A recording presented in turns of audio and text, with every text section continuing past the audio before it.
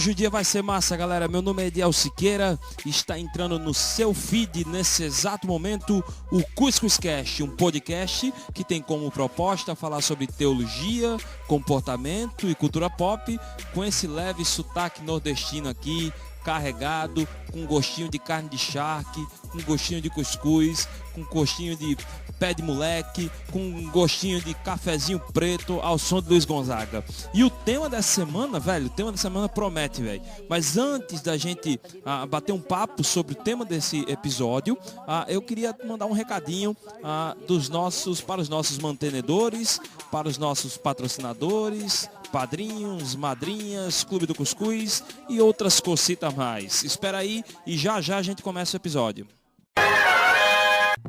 Você já pensou em ajudar um podcast que você tá curtindo, um podcast que você está valorizando a ser melhor ainda do que você já acha? Pois é, chegou a hora de você ser padrinho ou madrinha do Cuscuzcast. A gente sabe do momento que a gente está passando, mas também a gente passou por uma reformulação para quem tem o desejo de nos ajudar de alguma forma. Então, a partir de R$1, meu velho, a partir de R$1 você já pode ser mantenedor, sendo padrinho ou madrinha do Cuscuzcast. E ainda pode ser, dependendo do valor que você contribuir, pode vir a participar de um clube seleto chamado Clube do Cuscuz. É o clube que é uma espécie de curadoria, com espaço de desconto, com espaço de discussões, com um bate-papo, sei lá, um bocado de coisa numa só. Eu acho que é até bom você entrar e fazer parte para você mesmo tirar suas próprias conclusões. Então não deixe de participar não. Você pode, volto a dizer, a partir de R$1, podendo fazer essa contribuição via cartão de crédito ou via boleto, e aí no caso de boleto, somente a partir de R$5 por causa das taxas, e fazer parte aí talvez do nosso Clube do Cuscuz. Então não deixa não. Vem, fala com a gente, quer saber como? Manda um direct pra gente pro nosso Instagram ou então manda mensagem pro nosso e-mail cuscuz@gmail.com. Instagram Cuscuzcast, e-mail cuscuzcast@gmail.com. Tá certo? Vamos embora, vamos para esse programa, porque senão o Júnior vai tirar meu couro e vai dizer que eu tô demorando demais. Tchau, tchau.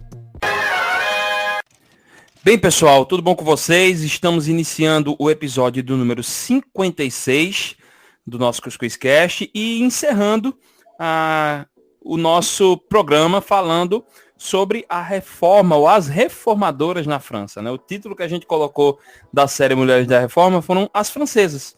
E é justamente daí. A gente falou um pouquinho sobre o contexto na Alemanha, mas focando a Catarina Vambora. Depois a gente fala um pouquinho do contexto suíço, principalmente de Genebra, com Marie Dantier, né? E sem dizer que a gente começou, né, falando sobre o contexto da mulher e o impacto nas relações, os impactos sociais pós-reforma. E agora a gente vai fechar falando sobre as francesas. E para isso a gente tem aqui nossa bancada feminina, né, Zilma, e de volta Elga. Tudo bom, meninas? Tudo ótimo, graças a Deus. E tu, Elga, dá notícias pro pessoal. Pois é, quinta-feira passada eu não pude estar presente com vocês, mas hoje estamos aqui, graças a Deus, e vamos que vamos falar sobre essas francesas poderosas. Gente, antes da gente iniciar, é bom a gente iniciar falando sobre o pano de fundo principal desse contexto, né? Como é que se deu a Reforma Francesa? E como foi que chegaram esses ideais da reforma em solo francês? Bem, com certeza a ida da reforma protestante, né, dos ideais, do pensamento protestante na França foi na base de muita luta, como sempre. Foi Calvino quem começou a influenciar os franceses de forma geral, mas antes mesmo de chegarem pessoas como Calvino, como Zwingli, como Lutero, a gente já tem, eu costumo chamar de pequenas andorinhas, né? Quando a gente olha, tem uma visão geral Porque quando a gente está vivendo a história, a gente não consegue perceber a visão geral do todo. A reforma ela não se deu da noite para o dia, como nós sabemos, e a reforma ela não aconteceu em um local específico apenas. Ela foi se dando por várias pessoas que não tinham a intenção necessariamente de romper com a Igreja Romana, mas elas tinham a intenção de retornar ao Evangelho Bíblico e de purificar a Igreja de suas heresias, da sua politicagem, da sua prostituição, enfim. E uma dessas pessoas, na França especificamente, foi Lefebvre. Eu não sei nem se é assim que se pronuncia, Lefebvre, em 1512. Ele já falava sobre a salvação apenas por meio de Cristo e não por meio da igreja, e ele já defendia uma purificação da igreja. E foi a partir da pregação dele que Margot de Navarra, por exemplo, que foi a primeira rainha a se converter ao protestantismo de forma declarada. Foi por meio da pregação de homens assim que podemos dizer que o protestantismo começou a chegar, inclusive, na corte francesa, que a gente sabe que são os lugares de decisão política, de decisão econômica. Licença, Helga. Helga, eu já sei já a pronúncia. Eu acho que a pronúncia do nome dele é Jacques Lefebvre. Isso não quer dizer que eu sei francês, né? Porque me ajudou, porque eu joguei muito FIFA. E aí, às vezes, eu jogava contra a França, o time francês, e ajudava, né? Jacques Lefebvre. Jacques Lefebvre. Eu acredito que seja Pois bem. assim. E então, além de pessoas como ele, eu costumo chamar de pequenas andorinhas, né? Pequenos pontos de luz que Deus foi usando, espalhados pela Europa, e no caso dele especificamente na França, para disseminar aquilo que iria germinar uma reforma protestante. Além de pessoas como ele, né, que ele pode dizer que ele foi um dos primeiros, né? Veio depois Calvino, que foi aquele que mais influenciou de forma mais generalizada os chamados huguenotes, que foi um grupo na França muito forte, que rivalizou contra os romanos, né, contra a fé romana. Eram justamente os chamados calvinistas, aqueles que seguiram a doutrina de Calvino e tentaram trazer o calvinismo especificamente para a França. O contexto que a gente encontra na França é sangrento porque havia não era só uma questão religiosa, a gente sabe que havia o interesse político, o interesse de se estabelecer, de se consolidar o absolutismo. Na Inglaterra já estava consolidado, na Espanha já estava consolidado, mas na França ainda estava essa questão fragilizada por conta de interesses conflitantes religiosos. E aí a França ela vai ser um cenário de inúmeras guerras religiosas, de inúmeros conflitos civis religiosos, e um deles, aliás, a gente pode, Zilma está aí para confirmar, o mais assustador de todos, que foi a chamada Noite de São Bartolomeu, né? Que foi o massacre de São Bartolomeu. E aí já é mais para frente. Mas assim, esse é o cenário, né? De luta pelo poder político na França, e o poder estava vinculado à fé, principalmente porque, por exemplo, a família dos Médici tinham poder, tinham interesse político, tinham interesse pelo poder, e eles estavam extremamente ligados ao papado, à Igreja Romana. Então, abrir mão disso para permitir a entrada de uma outra religião, né, era algo impensável. Não, vale também a gente apontar essa questão dos conflitos de grupos sociais, né, que tu citou aí, e vale a gente salientar. Sim, também. Isso. O protestantismo, ele vai alcançando espaço ali na França inicialmente através de artesãos, comerciantes, né? As pessoas que faziam parte do que na época ainda era o terceiro estado. Não sei se vocês vão lembrar aí, quem está ouvindo a gente, que no período da Idade Média, final da Idade Média, a sociedade ela estava organizada em 3 estamentos, basicamente. A gente classifica assim. O primeiro estado, o segundo e o terceiro estado. O primeiro estado é composto pelo clero. Segundo estado, a nobreza, né? Cavaleiros, enfim, todos os nobres. E o terceiro estado é composto por todos os demais grupos sociais, artesãos, servos em geral, né? Então, nesse período da reforma, a gente já tem uma efervescência e um renascimento comercial. Então, a gente já vê a presença de vários comerciantes aí. E esses comerciantes, eles também exercem um papel muito interessante nessa dinâmica de proliferação do protestantismo na Europa. Né? Porque, enquanto antes a sociedade ela se organizava de modo fixo, né? E você, se nasceu servo, você vai ser sempre servo, seu filho vai ser servo, seu neto vai ser servo, né? Você não tem a possibilidade de migrar socialmente e também não tem a possibilidade de sair daquele local, daquele burgo, daquele feudo, na verdade, que você habita, para ir morar em outro lugar, para servir em outro estado, justamente por conta das suas limitações de condição. Você estava preso à terra, a riqueza estava concentrada na terra. Né? Então, para haver uma proliferação de uma visão de mundo nova, era muito complicado, ainda mais nesses grupos, já que as pessoas estavam presas ao território. Né? E aí, já que a gente está vivendo um contexto aí de renascimento comercial e urbano, né? Há uma dinâmica de mobilidade muito maior.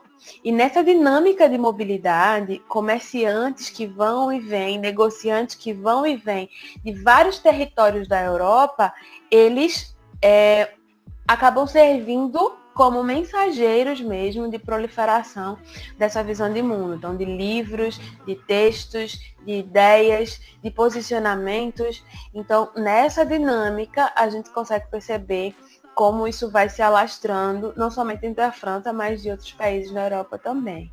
E vale aí, então, apontar que, inicialmente, a gente tem uma efervescência, né, de protestantes calvinistas, camponeses, artesãos, na verdade, comerciantes, e depois esses membros da igreja calvinista também chegam a alcançar famílias nobres. Então, a gente tem também depois uma presença de nobres calvinistas, como a Elga bem falou aí, e é com essa entre aspas, e muitas aspas, tá? Militância da nobreza em favor do protestantismo é que começa, de fato, a ter uma recolocação a respeito da visão de uma liberdade religiosa maior na França, que era toda católica, né? Os reis católicos aí, e então gera-se esse conflito agora muito maior, porque como Elga falou, a nobreza na época, era o centro político, né? Eram os dominadores, assim, nessa dinâmica de poder. E aí esses conflitos maiores, eles se tornam mais intensos quando chegam e alcançam esse estamento aí, né, da nobreza e tal. E agora já está mais diluído numa dinâmica mais flexível e mais fluida. E outro ponto também interessante é que na semana passada no episódio passado a gente falou sobre Marquis d'Antier, né? E o Marquis d'Antier, ela inclusive entrou em contato com a Margarida de Navarra, que era da família do rei Francisco, católico, né, da França, solicitando que ela intervisse, né, nessa dinâmica para que o rei ele olhasse com um olhar mais flexível para essa dinâmica, né, do protestantismo, essa visão da reforma, e que ele também olhasse com outros olhos essa questão da participação feminina nas questões religiosas, principalmente nas questões religiosas de âmbito público. né? Que a mulher não necessariamente precisaria. Como é o nome dessa rainha? Como é o nome dessa rainha, ou princesa? Como que é? Margarida de Navarra. Ela é Margarida de princesa. Navarra. Princesa, É. certo. Joia. Eu acho que você acaba levantando uma outra pergunta que eu ia fazer, que era justamente isso. Essa questão, então, a gente vê que chega lá com Jacques Lefebvre, né? Depois tem a figura dos Huguenots como principal grupo, né? Era um grupo calvinista, e que tem algumas curiosidades bem interessantes dos Huguenots, né? Que duram até o dia de hoje, inclusive a relação dos Huguenots com o Brasil, mas vamos deixar isso para um próximo programa, para deixar a galera num gostinho e tal. Mas eu queria falar a respeito das reformadoras francesas, além da Margarida, né? Margarida. Ela é Da Margarida de Navarra. Ou Margot de Navarra, Margot, enfim. Existe mais alguma outra reformadora que se destaca nesse tempo? Existem. Vale a pena até falar um pouco sobre ela também, né? Um pouco mais. Vale a pena. Mas a gente tem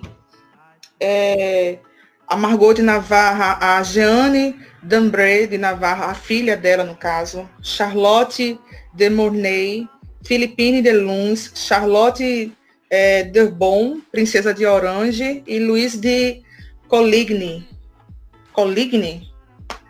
que era a filha do conselheiro, esse Coligny. Louise de Coligny. Olha! Coligny. O francês tá topado aqui com o idioma.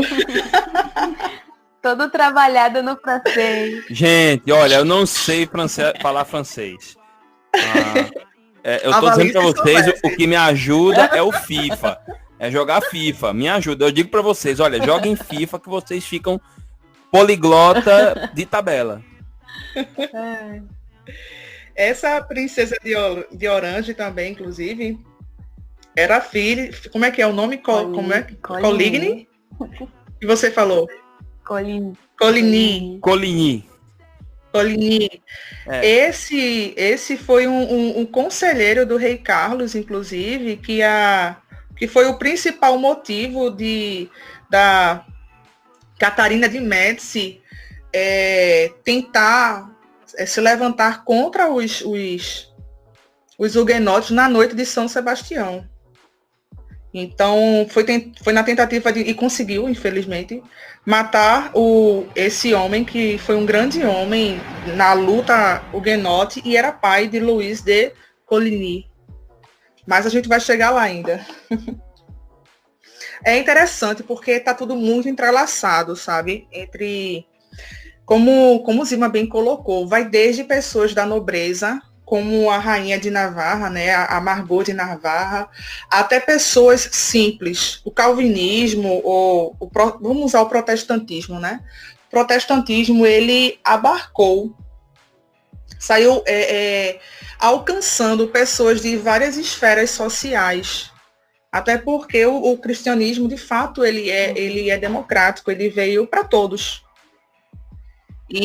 Mas é muito interessante quando a gente percebe esse movimento entre os nobres e a gente começa a perceber como o cristianismo, como o retorno às escrituras pôde moldar o caráter dessas mulheres, a ponto da gente ver princesas sendo extremamente misericordiosas e humildes com pessoas que foram até mesmo excluídas entre os pobres. A gente vai ver isso nessa noite. E essas princesas reformadas pela mensagem do Evangelho, pela mensagem do Evangelho resgatada pela Reforma Protestante, elas puderam ter uma atitude, um caráter diferenciado. Mas então, bora começar então com Margot de Navarra? Vamos. Zilma, quer falar alguma coisa? Vamos pela escala superior aí, né? A escala superior. Não, eu sou a favor de começar por baixo. Brincadeira. Tanto faz, porque em Cristo não existe isso. Exato. Eu acho que até por ela, porque eu acho que ela foi aqui, assim, talvez tenha promovido as ações mais relevantes, vamos dizer assim, né? Ou tô enganado? Eu acho que ela foi o pontapé inicial, sabe? Ela foi a princesa, ela foi a primeira princesa reformada, digamos assim. Ela foi a rainha de Navarra, certo? Ela foi a irmã do rei Francis I. E quando a gente vai olhar a história de vida dela, a forma como ela é descrita é uma mulher extremamente doce, cativante, Intelectual também, né? pura, extremamente intelectual, extremamente bem preparada a nível de conhecimento, de cultura, mas na mesma proporção em que ela era descrita como uma mulher muito linda e uma mulher extremamente culta e inteligente, nessa mesma proporção ela é descrita como uma mulher piedosa e pura. E ela não foi uma pessoa que lutou, digamos que, como a filha dela, né? A filha dela lutou de uma forma muito mais intensa, militarizada, participando de forma mais ativa na política, nas guerras religiosas. Não foi o caso de Margot de Navarra. Mas ela foi usada como testemunho da fé reformada. Ela, dentro da corte, ela evangelizou e ganhou para Cristo muitos nobres. E ela foi útil no sentido de proteger muitos protestantes que estavam sendo perseguidos durante esse período do reinado do rei Francis. Inclusive, e por consideração Calvino. A ela... Oi? Não, inclusive o próprio Calvino, quando ele precisou Isso, fugir. O próprio Calvino foi protegido por ela. Então, ela foi muito útil no sentido de testemunhar, primeiramente. Ela te dava um bom testemunho da fé cristã, da fé bíblica. Antes de tudo, ela era conhecida pela sua piedade, ela era conhecida pela sua pureza. Ela foi uma grande poetisa e, por meio da cultura e da poesia, ela também disseminou a fé cristã. Ela escreveu sobre salmos, lançou um livro sobre poesia, com poesias de salmos, e usou da sua influência sobre o rei Francis I, que era o seu irmão, e era devoto a ela, ele era muito apegado à sua irmã. E usando essa boa influência, ela protegeu muitos protestantes, inclusive Calvino, como o Zilma bem colocou, protegeu muitos protestantes. Como assim? E ela conseguiu o perdão da pena de Calvino também, junto com o governo. Sim. Teve um caso, conta-se a história, né? Que um dos seus amigos, essa história me chamou a atenção. Um dos seus amigos de universidade, ela havia estudado, né? E um de seus amigos, ele creu na fé protestante e, infelizmente, ele foi preso e foi lançado em uma espécie de prisão, mas uma prisão que, na verdade, era uma espécie de calabouço. Ele é desumano a forma como se descreve o calabouço, porque ele estava todo cheio de água, só tinha um pedacinho de pedra sem água, e ele teve que ficar em pé por 3 dias para poder não ter acesso àquela água suja, e não tinha acesso à comida, não tinha acesso à luz. Eu fiquei imaginando a cena, aquela pessoa 3 dias ali em pé, sem poder se mover. E foi justamente no período em que Margot não estava em Paris. Ela volta, intercede por ele ao rei Francis. Esse rapaz é solto. Quando ele é solto, devido aos seus trajes e devido a ter sido preso por conta da fé protestante, ele simplesmente é excluído da sociedade.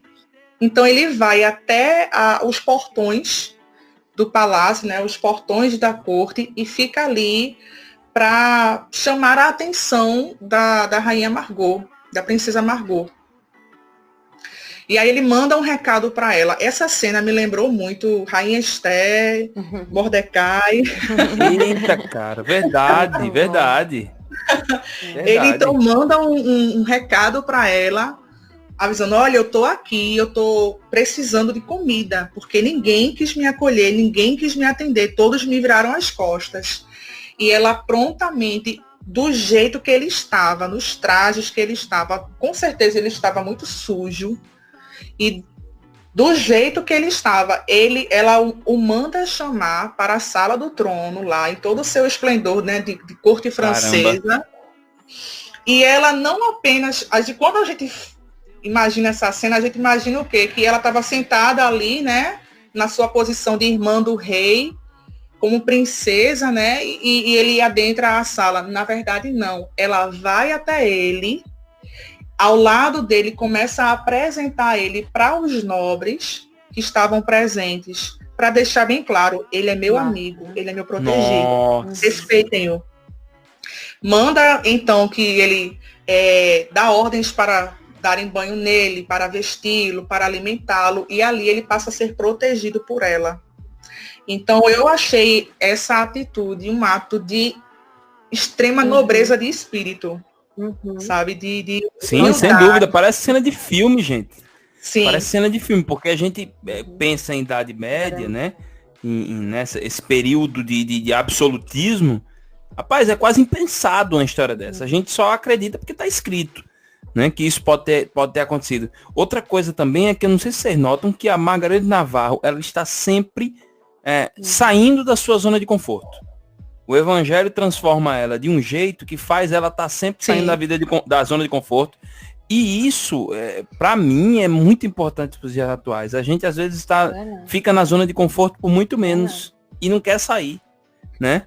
Ela uma situação bem também menos confortável que a dela, né? E isso envolve coisas profundas na nossa vida, a nossa consciência de missão dentro da igreja, de missão, de escutar o que Deus tem falado pra gente, né? E quando a gente fala de chamada, a gente fala de coisas que nos tiram da zona de conforto o tempo todo, né?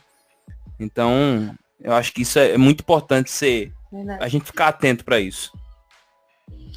Quando você fala em sair da zona de conforto, é interessante no sentido de que, apesar dela ser a irmã do rei da França, e Deus usou justamente essa posição, né, como fez com a rainha Esther.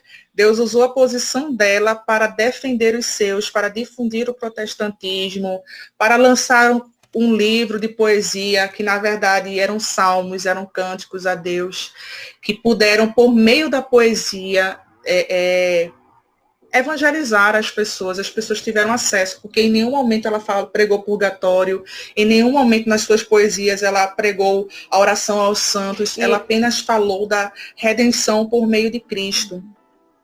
Mas ela saiu da sua zona de conforto porque, assim, ela sofreu, sim, ameaças. Ela foi protegida por conta do seu irmão, mas ela sofreu ameaças, ela foi ridicularizada. Criaram peças de teatro ridicularizando a pessoa dela. Enfim. Zilma? Sem dúvida. É porque era uma mulher que atuava, né? Uma mulher que simplesmente não se permitia estar calada. Exato, isso que Zilma fala, eu acho que ela já era ridicularizada só por esse fato, já dava brecha para ela ser ridicularizada na época.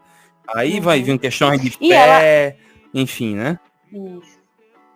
E ela era uma mulher que dialogava muito com essa cultura na sociedade, nos escritos dela, né? Trazia textos de leitura simples, acessível, mas falava de temas sérios. Ela denunciava práticas imorais que estavam acontecendo ali na corte, porque a corte era uma imoralidade sem tamanho. Né? Voz profética, todos os tipos de corrupção, exatamente. E aí ela levantava essa voz, né, contra esse tipo de moralidade, esses tipos de moralidade, na verdade, e a vida do povo na época. Inclusive denúncias de monges e padres que seduziam mulheres e usavam a sua posição na igreja, seu status, né, para praticar atos de fornicação. Luxúria, né? Luxúria. Práticas imorais. Luxúria, exatamente. E ela era muito generosa também, como Elga bem falou. Ela não media esforços para colocar seus bens a serviço do evangelho. Ela investia em pregadores itinerantes. Esses pregadores iam por diversas cidades para levar o evangelho da palavra de Deus assim, a todas as pessoas. E então ela é um exemplo mesmo de uma mulher atuante em seu grupo social, mas que não se restringiu apenas a ele. Ela foi além, porque ela incorporou essa missão, esse chamado de expandir o reino, de anunciar, né, a verdade do evangelho que estava sendo cada vez mais difundida através dos princípios da reforma, né? É isso aí. Tem mais alguma senhorita, nobre senhora francesa que fez a diferença nesse tempo? Eu gostaria de citar a filha dela, a Jeanne de Navarra. Ela, a Margot de Navarra, depois ela tem um primeiro casamento, mas depois ela se torna viúva e então se casa novamente com o rei de Navarra. Nesse casamento acontece um incidente, né? O rei de Navarra, ele era católico e ela fazia cultos protestantes escondidos. E um certo dia ela estava ceando a ceia do Senhor, escondido, e o seu marido chega da caçada, pergunta por ela e dão a informação de onde ela está. Ele vai ao encontro enfurecido. Ainda bem que os presbíteros que estavam com ela são avisados antes, conseguem fugir, mas quando ele se depara com ela, ele dá um murro nela e diz: mulher, você sabe demais. Meu Deus. E aí ela já vinha sofrendo, né? Provavelmente abusos, mas quando ela passou por isso, ela manda então uma mensagem para o seu irmão Francis, que fica extremamente encolerizado e manda um exército para guerrear contra o rei de Navarra devido a essa afronta de ter batido na sua irmã. Então, é quando o rei de Navarra pede a ela que tenha misericórdia, para que ela interceda por ele diante do rei da França, que tinha um exército muito mais poderoso do que o dele. E ele se dispõe, inclusive, a aprender sobre a fé reformada. Opa. Ela intercede por ele ao irmão, o irmão perdoa a ofensa, ele passa a aprender com ela sobre a fé reformada, ela passa a ensiná-lo, a doutriná-lo, ele se converte à fé reformada e ainda institui a fé reformada lá em Navarra. Então, eu percebo a Margot não como uma mulher de luta direta, mas como uma mulher que procura influenciar positivamente as pessoas que estão ao seu redor, incansavelmente, servindo com humildade, com bondade. E até que nesse processo de evangelização, de testemunho, como aquela passagem que Paulo aconselha as mulheres a ganharem os seus maridos incrédulos por meio do seu testemunho. Sabe? Esse, para mim, pode-se dizer que é o legado dessa mulher. E as sementes dela vão ser lançadas sobre a sua filha, que por sua vez lançaria sobre o seu filho, que se tornou o rei da França e permitiu a liberdade religiosa na França.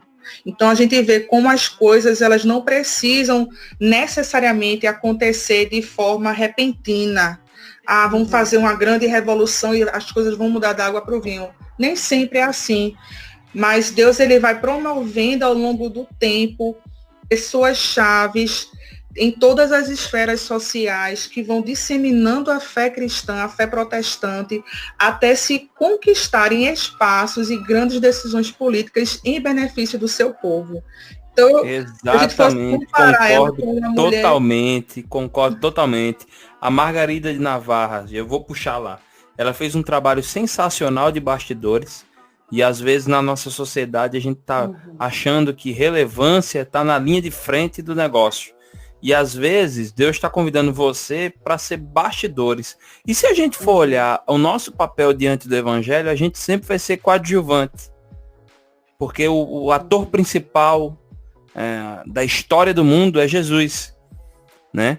E a Margarida, ela entendeu e os frutos continuaram. Foi para a filha, né? Para a neta e para o bisneto, no caso. A filha e o neto. A filha e o neto, perdão. Isso. Eu gosto de associar ela à Rainha Esther. Não, a pegada é bem parecida mesmo. Muito parecida, porque a Rainha Esther ela não foi uma pessoa de brigar de frente, mas ela ela conquistou a confiança por meio de paciência, de testemunho, e por meio disso ela conquistou o seu espaço, influenciou positivamente e protegeu o seu povo. Perfeito. Grande exemplo pra gente, né? Pois é. Sem dúvida, sem dúvida. Inspirador. Eu não sei vocês, mas eu vejo essas pessoas como um exemplo de fé para mim, de fé e prática, e eu fico meio complexada. Eu fico achando que eu não sou tão crente assim.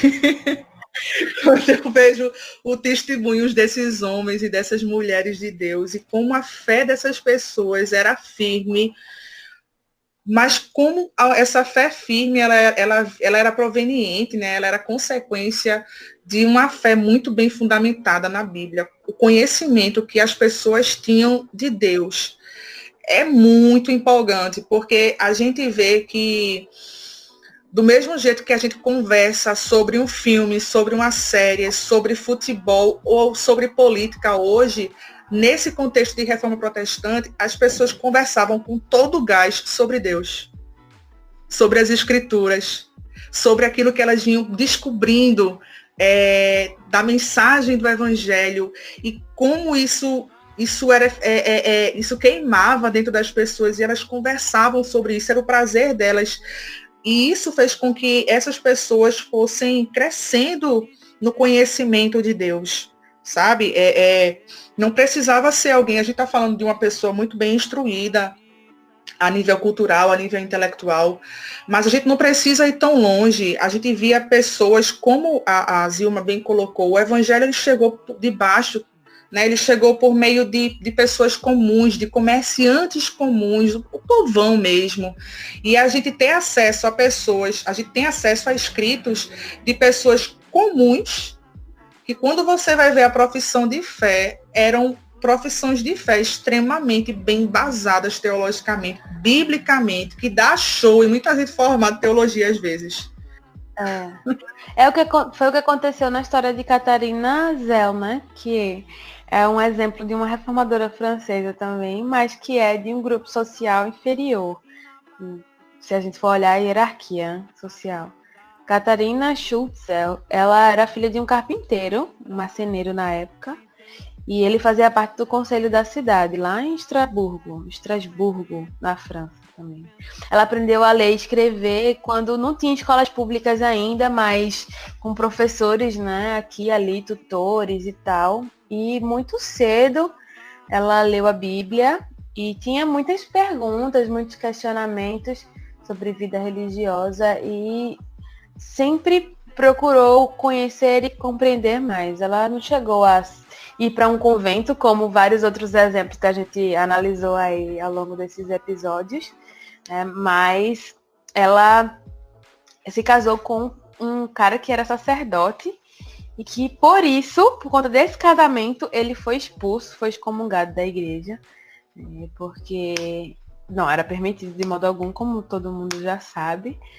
E esse casamento foi muito importante para Catarina, porque ela pôde atuar de forma livre, digamos assim, porque o marido dela a enxergava como uma assistente mesmo. Ele a via como aquela que era a sua companheira de ministério. Então, Mateus é o nome dele, inclusive. Mateus Zell, ou Marcel Zell, eu não sei falar aí o francês. Mas ele foi excomungado por conta desse casamento. Mas, após isso, ele continua um ministério no Evangelho, né? E aí, Catarina auxilia ele nesse processo aí. Ela chegou a editar um inário e apontou diversas vezes sobre a importância da música, a importância da oração na vida cotidiana, reescreveu o Salmo 51, Salmo 130 e o Pai Nosso também. Ela foi uma mulher que pregou em público 3 vezes, o que na época era uma coisa, né, complicadinha. Não, era um marco histórico. Sim, não, sem dúvida. Agora, vê que legal, né? As mulheres na França, elas ganham uma força e elas atuam em várias frentes. Tem uma que vai para as camadas mais populares, foca a questão da música, a outra vai lá para a nobreza, e trabalha na conscientização dos seus ali, no seu extrato social. Você vê, né? A pessoa, quando ela entende no caso, a missão de Deus, quando ela tem a compreensão disso, ela faz diferença onde ela está. Não precisa de muita coisa, né? É como se fosse assim, a vida no evangelho ela é muito mais ordinária do que extraordinária, né? Perfeito. E às vezes a gente tem uma dificuldade de observar isso. Meu irmão, eu gostei dessa frase. E Deus, ele tem um papel para cada pessoa e de usar cada pessoa onde ela está. Exato. Né? Seja numa posição de proeminência, seja numa posição de invisibilidade, né? As pessoas hoje buscam muita visibilidade e acham que só podem atuar para a glória de Deus, só podem ter relevância na missão de Deus se estiverem em proeminência, em destaque ou fazendo grandes coisas, quando na verdade Deus, ele prepara, a gente olha para a escritura, né? José fez grandes coisas numa cadeia, numa posição de escravo. Davi já era usado por Deus no esquecimento entre as ovelhas, quando matou animais ferozes que, na verdade, estavam preparando ele para matar um Golias. Exato. Então, Noemi, na vida de Ruth também. Você olha na vida de Noemi, você vai dizer assim, olha, Noemi perdeu tudo. Volta para sua terra, diz o seguinte, ela já meio que abre mão, em alguns momentos você nota que ela entende que ela não pode mais ajudar ninguém. Ela já abre mão das noras, né? Até orienta que voltem, né? Mas aí Ruth fica. Aí ela volta para a terra dela porque ela estava em Moabe. Aí volta para Belém. Quando chega em Belém, ela também fala mais ou menos a mesma coisa, dá a entender a mesma coisa para o seu povo e para sua parentela, quando ela diz o seguinte, não me chamem mais pelo nome, me chamem de Mara porque eu sou amarga. Ou seja, uma pessoa amarga, ela não tem nada de bom para oferecer. Então, nesse momento, quando a pessoa não tem nada, parece que não tem nada de bom a oferecer, Deus vai lá e usa Noemi para fazer todo o bastidores, a orientação necessária para Ruth, para que Ruth se case com Boaz e desse casamento saia o rei Davi. Vê? A descendência do Messias, somente. Pois é, então. Deixa quieto Deus, aí. ele tece a história como um tapeceiro. Eu acho isso muito lindo. Mas então, é nesse Deus que vai tecendo a história que a gente se depara com a filha de Margot, ou Margarete de Navarra, que é a Jeanne d'Ambré, que é a filha dessa união entre Margarete e o rei de Navarra. Ela, infelizmente, ela não foi criada pela sua mãe, né? O rei Francis, já temendo a influência da irmã protestante, decide criar a sobrinha na França, com toda a educação católico-romana, e sendo que ela era muito turrona. Ela foi prometida em casamento ao rei da Espanha quando tinha apenas 3 meses, e com 16 anos de idade, o seu tio, o rei Francis, decide casá-la com um conde da Alemanha, e ela não queria casar. Inclusive, ela abriu 2 processos para deixar bem claro, 2 processos legais, para deixar bem claro que ela estava se recusando a se casar com o conde da Alemanha, por ordem, obviamente, do seu tio. O processo ele é arquivado e ela é forçada, literalmente, ela é carregada por pessoas até ao altar para poder se casar com o conde. O casamento durou pouco porque o conde entrou em guerra. Nesse ínter, ela vai para Navarra ficar junto com a sua mãe. O conde se volta contra o rei Francis, e por conta disso o rei Francis usa aqueles 2 processos que Jeanne tinha aberto para conseguir a anulação papal do seu casamento. E aí é quando ela se casa tem o segundo casamento, e nesse segundo casamento é que vem o seu filho Henri, no caso, né? Que no futuro se tornaria rei da França e iria instituir a liberdade religiosa na França. Caramba, que massa. Mas ela já tinha uma pegada meio mais diferente da sua mãe, né? Quando ela só vem ter contato com a fé protestante quando ela vai morar com a sua mãe em Navarra. Lá a mãe dela evangeliza, ela crê na fé protestante e ela passa a lutar. Inclusive, ela se mostra, pelo que a gente vai conhecendo e lendo sobre ela, a gente percebe que ela se mostrou uma mulher extremamente diplomata e de conseguir acordos impensáveis, né? Se ela fosse uma advogada, ela seria, hoje em dia, uma diplomata, ela teria grandes feitos, grandes acordos, porque ela conseguiu acordos impensáveis até mesmo com seus maiores inimigos, né? Ela... Ô, Elga. Oi. Ô, Elga, dá pra gente perceber, assim, como fala aqui na terra da gente, né? Ela era braba, ela era um sirizinho na lata da bexiga, né? Ela se tornou um ícone militar, inclusive. Também, acho que qualquer cara ia ter medo dela, né? Ela era brava. Embora que ela é descrita como uma mulher gentil e doce e amável. Só de vez em quando. Eu acho que ela era brava quando tinha que ser. Amável que não pisar no calo dela, né? Amável se não pisar no calo dela. Porque... Brava de vez em quando. Aquela mulher que briga na hora certa. Sabe? Olha! Pela causa certa, que foi pela causa de Deus. Uhum. Ela, a rainha Catarina de Médici, né? A grande vilã.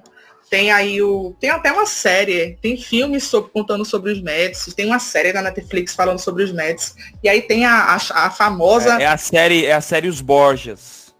Inclusive a gente menciona, lá um ano atrás a gente mencionou essa série no nosso episódio pré-reformadores, inclusive marcando o mês da reforma, falando sobre o Savonarola, Jerônimo Savonarola. Pronto.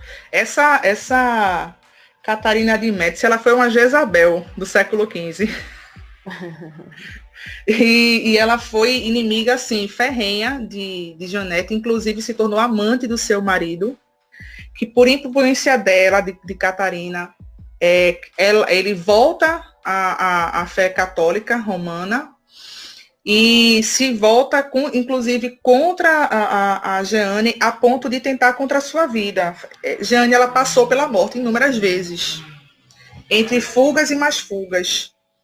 Ela, ao mesmo tempo, recebeu apoio militar, tanto da sua terra, né, o reino de Navarra, quanto do príncipe de Condé.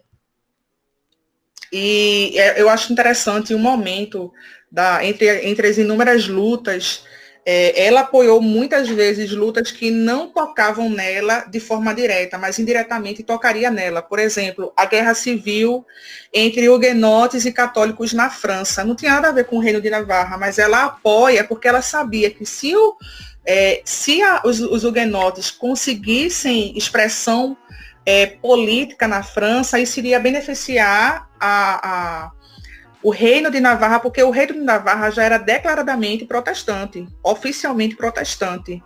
Se eles caíssem na França, o próximo a vir para a lista era o Reino de Navarra, que era extremamente cobiçado geográfica e politicamente e economicamente pelo Reino da França e pelo Reino da Espanha, né? Então ela precisava investir... Dois reinos católicos, né? 2 reinos católicos. Então ela estava ali no meio, territorialmente ela estava ali no meio, e ela, pequenininha em comparação a esses 2 grandes reinos, ela oficialmente, o Reino de Navarra, por conta dela, oficialmente protestante. Então ela abraça a causa huguenote na França e recebe apoio do príncipe de Condé.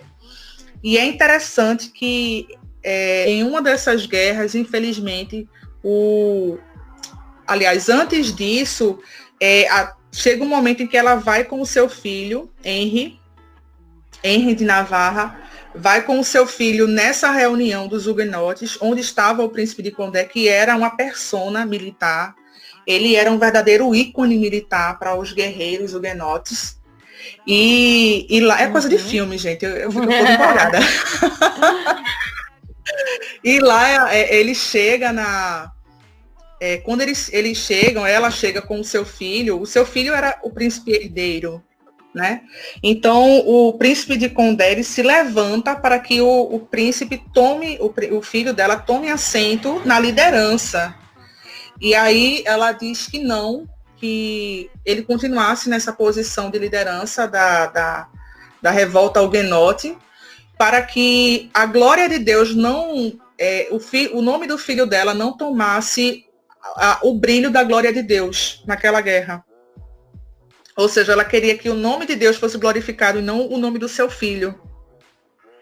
E, posteriormente, em outra batalha, infelizmente, o príncipe de Condé morre, e isso faz com que as tropas ficaram extremamente abatidas, né? Porque ele era eu acho que a mola propulsora, né? Aquela pessoa que quando fala, todos seguem. Esse príncipe de Condé era essa pessoa. E quando ele morre na batalha, as tropas dos huguenotes ficam extremamente desmotivadas, ficam de luto, perdem as forças, perdem as esperanças. Ela, então, vai para o meio da tropa ali com o seu filho, como se fosse a própria Débora. Arretada. Ela vai para o meio da tropa e ela, arretadíssima, ela faz um verdadeiro discurso. Parafraseando ela começa o seu discurso como quem diz assim: é desse jeito que vocês estão de luto, vocês estão chorando por conta da morte do príncipe de Condé, e isso é mais do que justo, mas é desse jeito que vocês vão honrar a morte dele? Ficando aí prostrados? Qual foi a causa que ele defendeu? Ele foi o homem que mais defendeu a causa huguenote, o evangelho de Cristo, da reforma na França, e vocês vão se entregar, é dessa forma que vocês querem honrar? E em um dos momentos ela fala: eu que sou apenas uma mulher, eu tenho esperança de nós vencermos essa causa em nome de Deus, e vocês que são homens estão aí prostrados. Ou seja, ela é impressionante, porque ela sabe usar as palavras, ela tem o dom das palavras, sabe? Ela consegue, em seu discurso, penetrar no coração daqueles homens, no sentido de trazer a eles o discernimento que eles não estavam conseguindo ter por conta da tristeza, o desafio de: olha, vocês não são homens? Cadê? Levantem-se, ergam-se, sabe? E por conta desse discurso, as tropas elas ficam em silêncio. Quando ela termina o discurso, existe aquele silêncio assim pairando por um minuto. De repente, em vários pontos das tropas, o pessoal começa a ovacionar ela, a gritar, e aí se levantam e vencem aquela batalha. Ela foi uma mulher guerreira e depois de um certo tempo ela adoeceu. Mas o seu filho, antes dela morrer, o seu filho se casa com a princesa da França, e por conta desse casamento e da sua linhagem, obviamente, ele se torna um rei e estabelece o edito que dava liberdade de culto aos huguenotes. Então é o processo de tolerância religiosa que se dá por um tempo na França. E é isso, gente. Que massa, né? Que história fantástica. Minha gente, se eu já achava que era coisa de filme de Catarina, das francesas é muito mais. Mais. Pra vocês verem, eram vocês falando e eu pesquisando sobre essas pessoas. Pra vocês terem uma ideia. Tava aqui pesquisando e vendo um pouquinho do príncipe de Condé, vendo um pouquinho da Jeanne de Navarra, vendo da Margarida de Navarra, né? Belíssimo, gente. E aí essa Jeanne Jeanne d'Ambré, né? O nome dela, que foi a rainha de Navarra, a segunda rainha de Navarra, protestante. Ela morre antes da noite de São Bartolomeu, que foi o grande massacre huguenote que visava, né, matar o líder proeminente, então, dos huguenotes, que era o Coligny, né? E desse massacre consegue fugir uma outra mulher, que era filha dele, que era Philippine de Luns. Ela foge, consegue fugir do massacre, onde morreram seu pai e seu filho, e seu irmão, e seu esposo. E quando nessa fuga, ela consegue chegar em casa, no território dela, no castelo dela, ela também era uma nobre. O pai dela foi morto à traição. Essa noite de São Bartolomeu foi um verdadeiro massacre realizado à traição. Foi um massacre de surpresa. Thaís Ilma para endossar sobre isso. E foi planejado por Catarina de Médici. Quando o pai dela é assassinado, bem como seu marido é assassinado, ela foge, né, em prol da sua própria vida, consegue chegar no seu território, no seu castelo, e lá ela avisa a sua madrasta e aos seus irmãos do que havia acontecido, e eles decidem fugir separadamente. 2 de seus irmãos fogem, a sua madrasta com uma das suas filhas fogem, ela com o seu irmão caçula foge, mas aí o irmão caçula é pego, e ela foge em direção a Genebra. Lá de Genebra, ela foge para a Holanda, onde havia um reduto, um lugar de refúgio de protestantes, certo? E lá havia o príncipe de lá da Holanda que, após se tornar viúvo, se casa com ela. Só por ela ser filha de quem era. Ela não tinha dote e ela ficou pobre porque os seus bens foram confiscados, né, pelo rei da França. Foram confiscados, e aí ela não tinha dote, ela estava pobre, ela estava viúva, enfim. Ela então é acolhida e tem um filho que se tornaria o príncipe de Orange. Uhum. Esse príncipe de Orange vai ser peça-chave. Por quê? Porque em meio a esse reduto protestante, e o calvinismo ele era muito, muito, muito forte lá na Holanda. Muito forte mesmo. Calvino ele reformou aquele território, né, em todos os sentidos, política, econômica, culturalmente, religiosamente, em todos os aspectos. Mas havia o conflito entre calvinos e arminianos. A bronca não é só entre... A bronca não era só entre protestantes e católicos. Tinha dissensão dentro de casa também, infelizmente. Irmãos brigam, né? E aí... Tem uma galera que quer retomar essas dissensões, né? Mas deixa quieto. E aí, quando ela já havia se tornado viúva novamente, ela defende a causa arminiana, né? O pastor dela era arminiano. E ela tenta defender, só que os arminianos lá eram minoria. E como toda minoria, né, eles estavam perdendo. E aí ela tenta usar da sua influência. Ela era muito benquista até então, só até aí. Ela era muito benquista entre as pessoas, entre a população lá da Holanda. E ela tenta usar dessa influência para pedir por tolerância em prol dos arminianos. Mais especificamente porque o seu pastor era arminiano. E depois disso, infelizmente, o pessoal se revoltou contra ela, ficaram furiosos, expulsaram os arminianos daquele local. E ela foi junto, porque inclusive ela foi vaiada. Quando praticamente ela foi convidada a se retirar do território, e ela voltou para a França. E nessa retirada, ela foi vaiada por ter defendido os arminianos, né? Mas ela deixou o seu filho lá. E quando o seu filho assumiu a posição de liderança, ele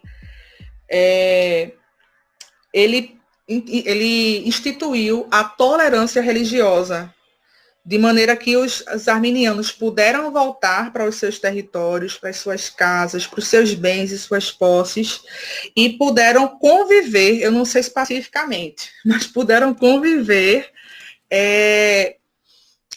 no mesmo território, sem sofrer sem o perigo, pelo menos legal, né, de sofrer represárias por serem arminianos. Então, essa treta de calvinismo versus arminiano, infelizmente, é antiga. Eu procuro, assim, eu procuro não julgar essas pessoas em um sentido, né? O historiador Norbert Elias, ele fala que defender, nesse contexto que a gente está falando de reforma protestante, defender a sua religião é combater a do outro. Então, era um período de luta de fé, de formação de uma identidade religiosa, né? E nessa luta, essa busca de defesa da sua fé e formação de uma identidade religiosa, se lutava, se combatia a do outro. E, infelizmente, isso se deu até entre os próprios protestantes. Se você for analisar, o arminianismo de hoje não é o arminianismo clássico.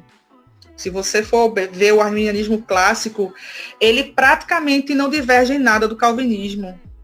Choque, sabe? É um choque, assim. Tem gente que quando ouve isso fica, como assim? Praticamente em nada, só em alguns pontos ele diverge do calvinismo. E esses pouquíssimos pontos que não são centrais à fé, né, não são centrais à mensagem do evangelho crucial, não foram suficientes, infelizmente. Aliás, esses únicos pontos foram suficientes para gerar dissensão, sabe? Isso é muito triste. Isso fica para a gente uma lição, né? Eu gosto de dizer que o que nos une é muito maior do que o que nos separa. Mas, infelizmente, a gente tende a focar mais no que nos separa do que nos une. A gente viveu recentemente, a gente está vivendo um período de polarização política, né? Ou você é de extrema direita, ou você é de extrema esquerda. E, infelizmente, a gente está vendo brigas e dissensões entre irmãos da fé. Pessoas que são o corpo de Cristo entrando em conflito, quebrando o elo entre família, entre amizades antigas, por conta dessas dissensões. Pronto. Basta pensar essa dissensão política que existe hoje e toda essa raiva e imaturidade política que existe hoje para tentar entender um pouquinho do ódio mortal que existia e essa dissensão que existia entre calvinistas e arminianos nesse contexto. E aí fica a lição para a gente. O que nos une é maior do que o que nos separa, então por que a gente não vai se apegar ao que nos une? Né? Os temas centrais da fé, o cerne da fé cristã, o cerne da mensagem do evangelho, ela é proclamada em ambas as correntes. Então, para que a gente está com certas dissensões e discussões, que aí eu parafraseio o Paulo, discussões que não servem para nada, sabe, que não trazem acréscimo nenhum e que só fazem a gente perder tempo, muitas vezes. É só um adendo. Mas eu acho que é importante você falar sobre isso, esse adendo, porque a gente ia justamente tocar no assunto do legado.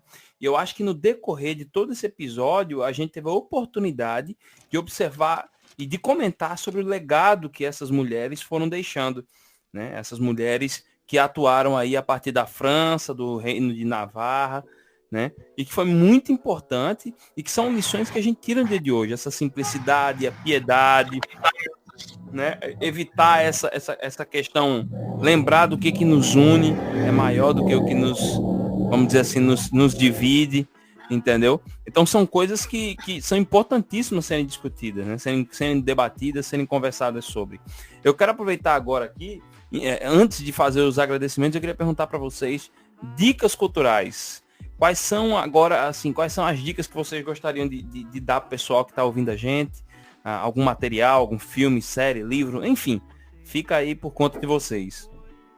Eu penso que de tudo que a gente discutiu ao longo desses 4 episódios, eu queria trazer uma referência viva, prática, real e próxima de nós, que é conhecer o trabalho da nossa querida Regina Célia, no Instituto Maria da Penha. Uma mulher cristã negra que luta contra a violência contra a mulher, uma violência doméstica. Verdade. E então, ela inclusive já passou aqui pelo Cursos Cast, né? Tem um episódio com ela maravilhoso, vale a pena ouvir.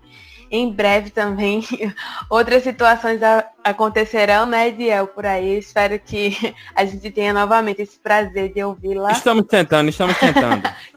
Espero que consigam. Ela é ótima, assim, vale a pena conhecer o trabalho que ela desenvolve no Instituto. E para mim ela é uma referência, assim, contemporânea e próxima de uma mulher que atua não somente nas 4 paredes da igreja, nas 4 paredes, mas principalmente na vida ordinária, né? Eu achei essa frase fantástica, assim, de atuar de acordo com a vocação, o chamado que Deus tem na vida de cada um, né? No caso dela, nessa defesa pelos direitos da mulher. E independente de que mulher, se cristã ou não, se branca ou negra, se pobre ou rica, mas defendendo a dignidade, a igualdade e os direitos da mulher perante todos, né? Nessa sociedade nossa que infelizmente tem altos índices de violência e machismo. Então a gente precisa se inspirar em exemplos de pessoas que estão próximas de nós também, né? A gente conhece a história dessas mulheres que atuaram mesmo para o desenvolvimento dessa igualdade de direitos no anúncio do Evangelho, na expansão do reino de modo público, mas que também atuaram para que outras pessoas pudessem ter saúde, ter paz, dignidade, como é os casos que a gente estudou aqui, né, que a gente debateu, dessas mulheres que foram extremamente hospitaleiras, cuidaram de enfermos, de pessoas que necessitavam.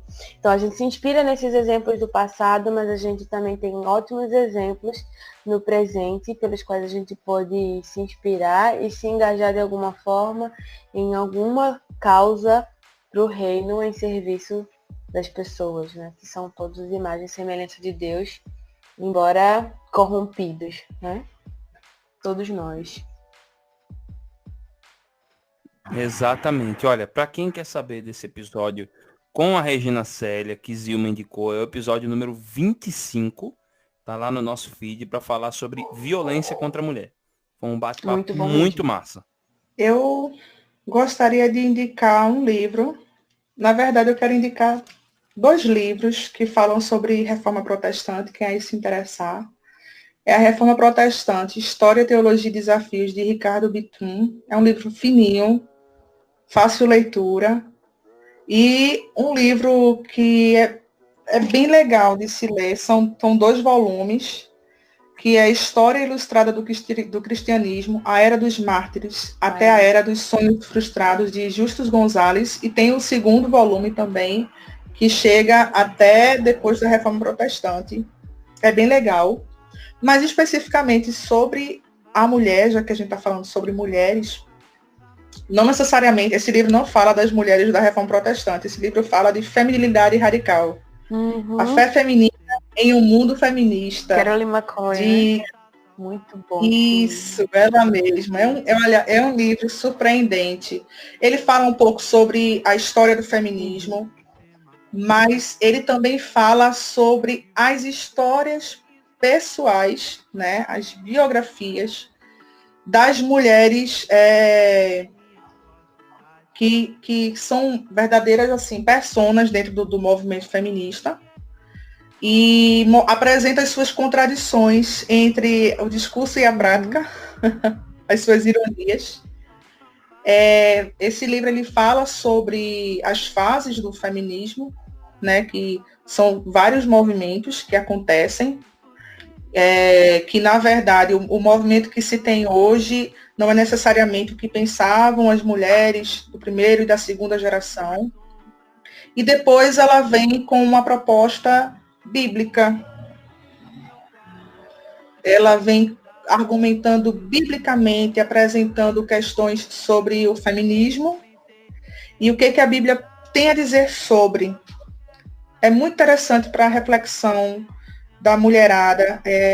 Infelizmente, a gente vive um contexto de conhecimento raso, onde a gente só reproduz aquilo que ouviu ou que leu em uma breve postagem do Instagram, né? É o que a gente chama de papagaio intelectual, que não estuda com profundidade um determinado tema, né? Lê alguns poucos artigos, se muito, e já levanta bandeiras e não percebe, não conhece muitas vezes a fonte do pensamento e até que ponto essa fonte de fato condiz ou não com a mensagem do Evangelho, sabe? Então, é um livro de uma linguagem super fluida, porque a autora ela é jornalista, então ela fala de um jeito bem tranquilo, que a gente lê que nem percebe, sabe?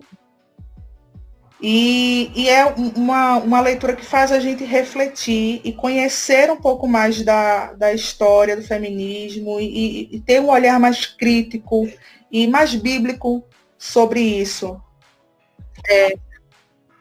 Tem um ponto interessante também, é o da teologia feminista, né? A teologia feminista, inclusive, se inspira em vários desses exemplos das mulheres que a gente conversou aqui ao longo desses episódios, para trazer um tom feminista para o que as mulheres faziam na época. Isso é um anacronismo. Eu acho que dá até um debate aí, um podcast aí, sobre teologia feminista. Sugestão aceita, vamos conversar sobre isso, com certeza. Sim. Eu acho que vale muito a pena. Tem muita coisa aí por dentro que dá para a gente explorar aqui no podcast. Tá topado já. Sem dúvida, sem dúvida. Gente, olha, eu quero agradecer muito, meninas, por todo o esforço que a gente teve, principalmente vocês, de estar aqui, a gente conversando. Gente, vocês não têm ideia de como foi para a gente criar agenda, corrido, entendeu? As meninas estão rindo porque elas sabem disso. Entendeu? É muito corrido, as meninas têm outras coisas, a gente também, entendeu? Eu, por exemplo, eu não vivo única e exclusivamente do Cuscuz Cast. Tô querendo que as pessoas se tornem mantenedoras para viver única e exclusivamente disso e entendendo que a gente pode fazer melhor, entendeu?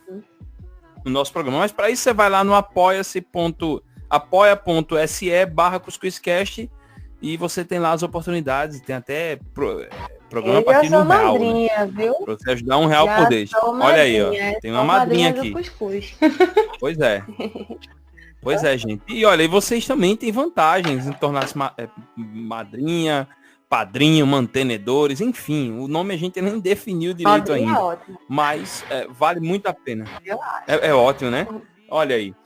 Pois é, então é a chance que você tem de buscar ter bom conteúdo, melhorar ainda essa qualidade desse conteúdo, né? E ter acesso a uma galera que tá aí, que nem você, buscando a conhecer mais, buscando mais conhecimento das coisas, né? E lembrando que, velho, tu agrada a Deus buscando conhecer as coisas, buscando saber das coisas. O conhecimento, se usado corretamente, ele agrada a Deus, entendeu? Pensem nisso, tá? Meninas, muito obrigado. Eu que agradeço. Deus abençoe. Infelizmente, a gente tá acabando essa série. Elga, obrigado. Olha, infelizmente, a gente tá acabando essa série, mas as meninas ainda vão voltar muito em breve, eu espero. Em outros episódios, pra gente bater um papo, pra gente trocar uma ideia. Talvez não as duas juntas, talvez não, mas pode ser que... Mas eu quero ver se a gente começa a pensar na ideia de criar uma bancada feminina, e eu gostei desse nome, eu me inspirei no Jô Soares. Jô Soares tinha um programa por mês, era legal, né? Era a Linha Fib, né? Como que é aquela menina lá? Eu acho que é André Sadi, enfim, né? E as meninas eu acho que são tão boas quanto elas, cada uma na sua área. Entendeu? Então, olha, gente, Deus abençoe. Um beijo do gordo para todos vocês que estão aqui. Então, eu tô todo Jô Soares. É isso aí, né? Eu sou um Jô Soares com menos barriga. Gratidão não. Pois é, né? Tchau, gente. Valeu mesmo. Um abração. Esse podcast foi produzido por